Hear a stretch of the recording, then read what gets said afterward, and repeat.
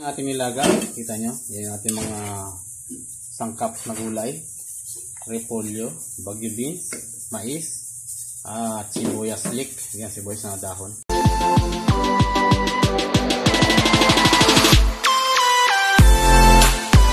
Good morning mga paps, welcome back ulit sa ating YouTube channel. For today's video, panibagong araw, panibagong vlog na naman tayo ngayon dahil sa magluluto na naman kami ni Mamsi ngayon.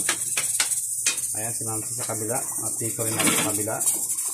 At ito yung luto natin, may sabaw, ito yung sopa. Ayan guys, yan. So marami na rin kaming naluto na sa labas na. At ito na yung ating mga panghuli. So tinatapos lang muna natin yung luto ng almusal para tanghalian na naman yung ating gagawin. So ang aming sasalang ay dalawa na lang. So yun na lang yung noodles na carbonara at saka spaghetti dahil tapos na naman yung malabon at siyempre tapos na rin yung pancit canton namin with sotanghon. So ito na naman yung last at inaantay pa natin sa silog at siyempre si JB na nasa kabila. Ayan. So nasa kabilang kala naman siya. So ang ginawa naman niya yung sa mga silog naman yung kanyang mga silog naman yung kanyang ginagawa doon sa kabilang kalan. So ito sa amin puro noodles at saka champurado at saka sopas yung ating ginawa dito. So ito yung kumukulo, ito yung sa ating silog, yung beef tapa. Ayan, tapos ito yung aming spaghetti. Ayan, so posisyon na kayo sa aming kusina, medyo makalat to pag ganitong oras. At mamaya pa natin ito maliligpit habang naglilinis din tayo ng kalan at tapos na rin tayo sa pagluluto. So sa ngayon medyo makalat muna yan, pakita muna kayo sa aming kalat. At update natin kayo pagluto na yung ating almusal lahat at pakikita nyo doon sa labas at ipakita natin sa inyo.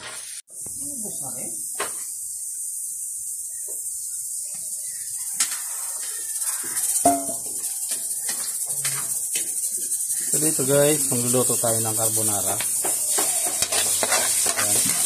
Lagay tayo ng sibuyas.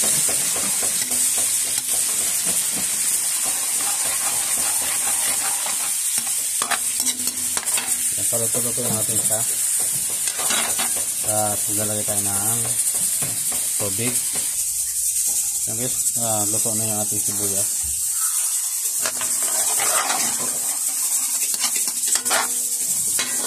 Ganyan lang kasi nito magawa ng carbonara.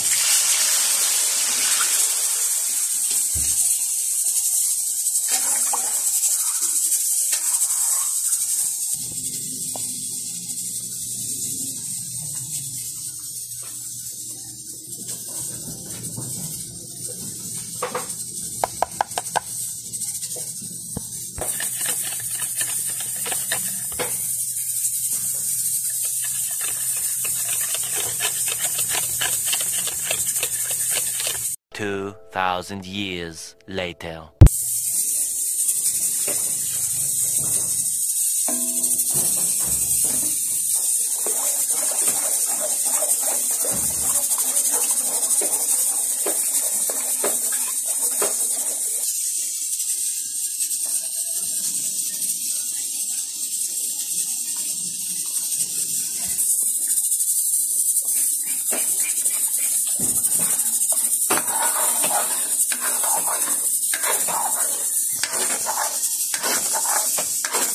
So yun guys, tapos na natin timplan yung ating carbonara, buhos na natin yung noodles.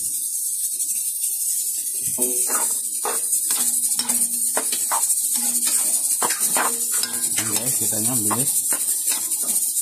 Instant carbonara na agad. Mas masarap sa carbonara yung maraming sauce. Ayan, ayun, meron na rin yung cream. Meron na rin ng miso cream. So nilagyan na rin natin ng miso cream yan.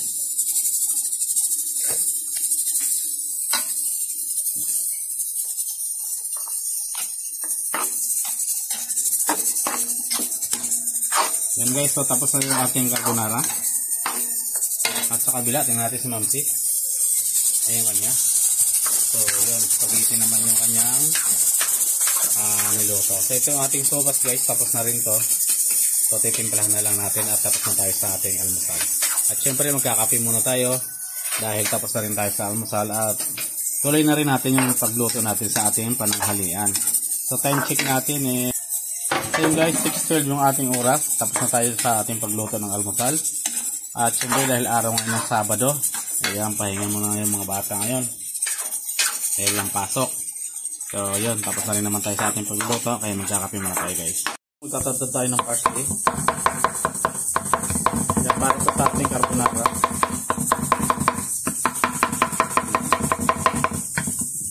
Yung ilalagay sa carbonara para maging green. Ayan, pang laro siya, pang display.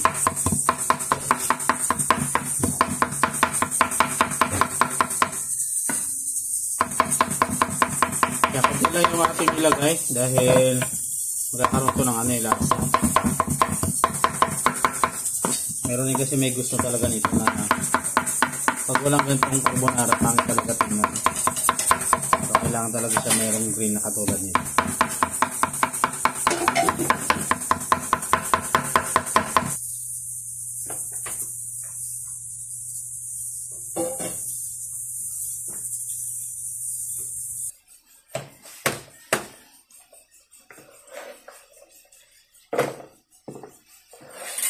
Guys, time check natin 9:30, 9:23. So 9:23 na. So matatapos na tayo sa ating pananghalian. At ito na yung lastong luto na nilaga. So nakitinig nyo na. Katak-katak pa. So ganun muna natin. Bago titingnan na natin itong ating pang nilaga ang baka. So na kayo guys. So medyo makala talaga dyan. Dahil hindi pa tayo tapos magluto. At nandito si Momsi. So yung nagluluto dito sa kabila. Hahanapin natin yung ating pang timpla sa nilagang baka. Luto ni Ma'am si ayan, no? Pickle Express, yan. Tapos langka. Ayan, ginatang langka. Oh. So sasalang yan. At ito ay liksong paksiw.